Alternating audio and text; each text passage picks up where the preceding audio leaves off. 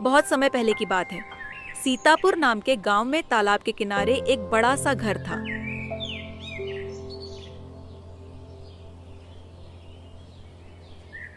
उस घर में रहते थे बुजुर्ग माता पिता रामस्वरूप और उनकी पत्नी कमला देवी। उनके दो बेटे थे, महेश और सुरेश। कुछ साल पहले दोनों बेटों की शादी हो चुकी थी। महेश की पत्नी का नाम था लता। लता एक समझदार, मेहनती और संस्कारी लड़की थी। वे घर की बड़ी बहू थी। वहीं दूसरी ओर सुरेश की पत्नी का नाम था मीना। मीना बहुत सुंदर, चालाक और मीठी बातों से सबका मन मोह लेने वाली लड़की थी।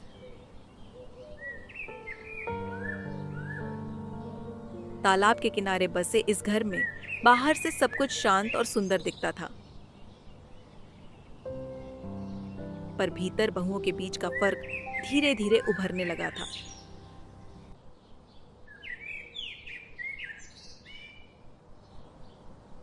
लता सुबह सबसे पहले उठती, चूल्हा जलाकर सबके लिए खाना बनाती, गाय को चारा डालती, सास ससुर की दवाइयां देना और कपड़े धोना सब उसी का काम था। लता सारा दिन घर का काम ही करती रहती थी। उसे आराम करने का भी बिल्कुल समय नहीं मिलता था। वहीं मीना देर से उठती, तैयार होकर माँ जी के साथ बैठ जाती, कुछ मीठा बोल देती और सारा काम लता पर छोड़ देती। कमला देवी मीना को बहुत प्यार करती थी। वो हमेशा कहती कि मीना तो हमारे घर की लक्ष्मी है, कितनी सुंदर और कितनी संस्कारी है। वे हमेशा सबसे मीना की तारीफ करती रहती थी और लता को जब भी देखा कोई न कोई काम बता दिया। लता, आंगन अभी भी गीला है, खाना गरम करो, बर्तन साफ करो। तुमसे कितनी बार बोला है कि सब काम समय से कर दिया करो। लता से वे हमेशा कोई न कोई काम करवाती रहती थी।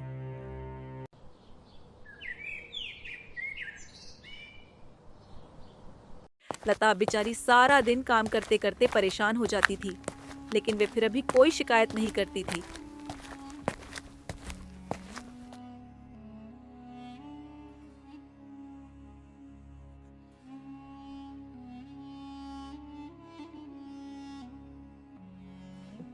अरे लता, तुम इतनी देर से खाना बनाने में ही लगी हुई हो।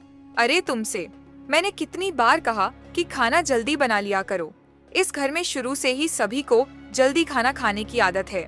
तुम्हारी वजह से सभी को भूखा रहना पड़ता है।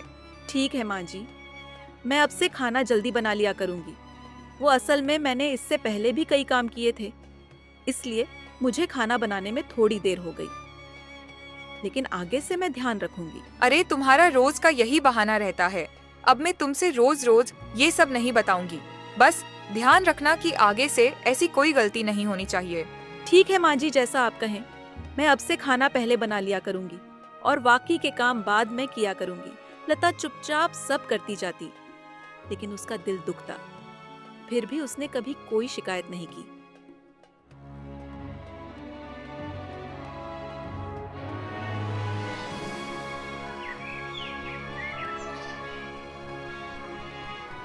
मीना ने धीरे धीरे सबको अपनी मीठी बातों से वश में कर लिया। वह दिखावे में बहुत अच्छी बनती थी, लेकिन घर के छोटे काम तक नहीं करती थी। कमला देवी हर बात में मीना का पक्ष लेती। एक दिन लता ने सबके लिए स्वादिष्ट दाल बनाई।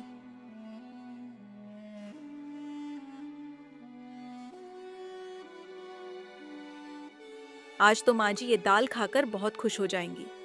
मैंने इतने प्यार से जो बनाई है, मुझे पूरा यकीन है कि माँ को ये दाल बहुत पसंद आएगी और जरूर सबसे मेरी तारीफ करेंगी।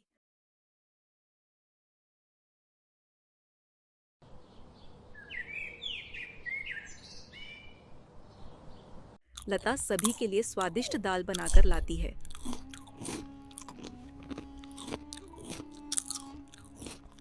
लता के ससुर जी को वे दाल बहुत पसंद आती हैं और वे लता से कहते हैं, अरे लता बेटिया, तुमने तो आज कमाल कर दिया।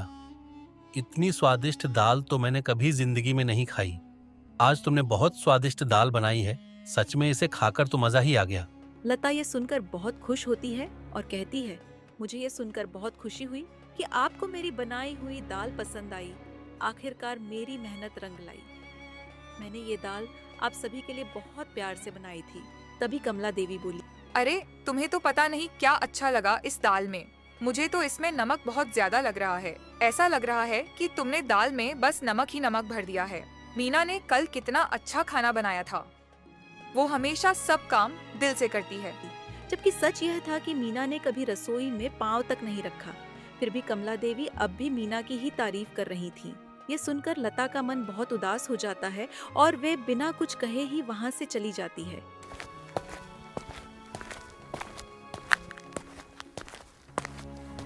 तभी लता के ससुर कमला देवी से कहते हैं, अरे तुम हमेशा लता की बुराई ही क्यों करती रहती हो?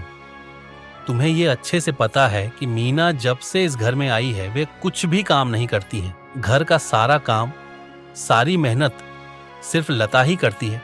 उसने इतने प्यार से दाल बनाई थी, तुम उसकी थोड़ी सी तारीफ कर देती तो क्या हो जाता? आखिर वो भी हमारी बहू ही है। इसी बात पर कमला देवी बोली, अरे मैं बेफिजूल में उसकी झूठी तारीफ क्यों करूं? मुझे दाल में नमक ज्यादा लगा तो मैंने बोल दिया। और लता अगर सारा दिन काम करती है तो इसमें कोई बड़ी बात थोड़ी है। वो घर की बड़ी बहू है तो घर की सारी जिम्मेदारी उसे ही संभालनी चाहिए।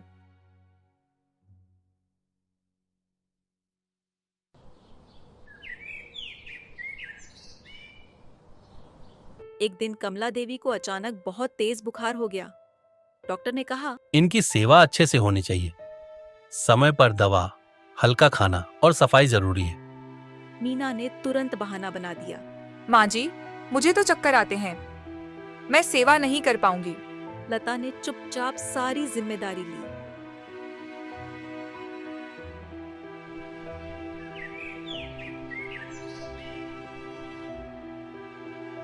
वो रात दिन कमला देवी की सेवा में लग गई।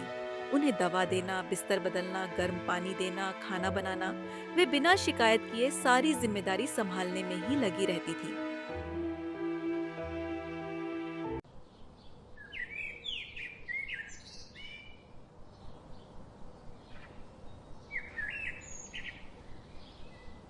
तीन दिन में ही कमला देवी की हालत बेहतर हो गई। उन्होंने बिस्तर पर बैठे बैठे देखा कि मीना बस सजी धजी इधर उधर घूमती रहती है और लता चुपचाप सब कुछ संभाल रही है। ये देखकर धीरे धीरे कमला देवी को एहसास होने लगा।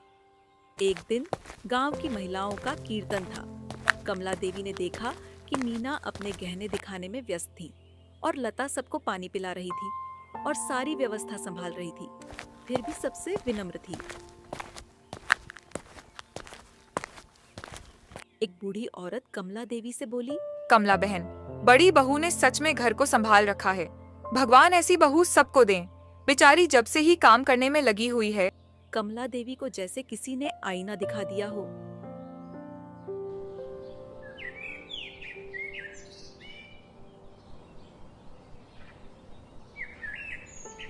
उन्होंने उसी दिन लता को अपने पास बुलाया और कहा, बेटी, हमें माफ कर दो। हम मीठी बातों में बहक गए। असली बहू तो तू है, जिसने बिना कहे सब किया।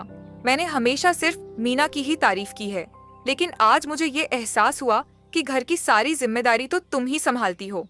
इसी बात पर लता बोली, कोई बात नहीं माँ जी, मुझे आपकी बातों का बिल्कुल भी बुरा नहीं लगा। न मैंने कभी कुछ गलत सोचा। आप तो मेरी अपनी ही हैं। मैं आपकी बातों का क्यों बुरा मानूंगी भला। लता की ये बात सुनकर कमला देवी को अपने किए पर बहुत अफसोस हुआ। उसने सोच लिया कि अब से वे लता के साथ कोई गलत व्यवहार नहीं करेगी और उसे भी उतना ही प्यार देगी जितना मीना को देती है।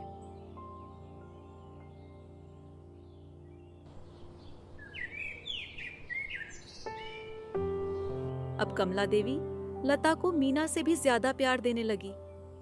लेकिन अब ये बात मीना को बिल्कुल भी अच्छी नहीं लगती कि लता को उससे ज्यादा प्यार और सम्मान मिले। एक दिन मीना ने लता से कहा, तुमने सबको मेरे खिलाफ कर दिया। आखिर तुमने ऐसा क्यों किया? लता ने शांति से जवाब दिया, मैंने किसी से कुछ नहीं कहा। मीना, सबने खुद सारी सच्चाई अपनी आंखों से देखी है। मीना चुप रह गई। अब उसके मीठे बोलों का असर खत्म हो चुका था। अब कमला देवी खुद लता की तारीफ करती। वह रोज कहती, लता, तेरा काम भगवान देख रहा है। तू तो हमारे घर की असली लक्ष्मी है।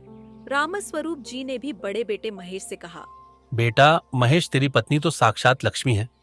उसने ही इस घर को बचा रखा है। सारी जिम्मेदारी अकेले उसी ने ही संभाल रखी है।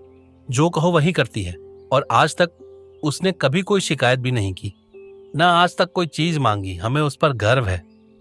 ऐसी बहू सबको मिले। मीना को भी अपनी गलती का एहसास हुआ। वे लता के पास आई और उससे बोली। मुझे माफ कर दो दीदी, मैंने आपको कभी समझा ही नहीं। लता ने मुस्कुराकर कहा, कोई बात नहीं मीना, गलती मान लेना ही सबसे बड़ी अच्छाई है। चलो अब से हम दोनों मिलकर घर संभालेंगे। आधे काम तुम कर दिया करना और आधा काम मैं कर दिया करूंगी। इस तरह से हम दोनों मिलकर सारा काम कर दिया करेंगे।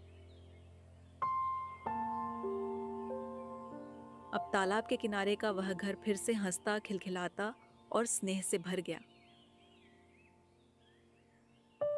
सुबह लता और मीना दोनों साथ चूल्हा जलाती, दोनों सास ससुर के साथ बैठकर बातें करती और गांव में इस परिवार को फिर से आदर्श माना जाने लगा। काम करने वाला ही सच्चा होता है। झूठी बातों से केवल कुछ समय के लिए सबको बहकाया जा सकता है, पर सच्चाई एक दिन सबके सामने आ ही जाती है। आपको हमारी ये कहानी कैसी लगी और इस कहानी में से कौन सा पार्ट आपको सबसे ज्यादा अच्छा लगा, कमेंट करके जरूर बताइएगा। और ऐसी ही मजेदार कहानियों के लिए हमारे चैनल को सब्सक्राइब करना न भूलें।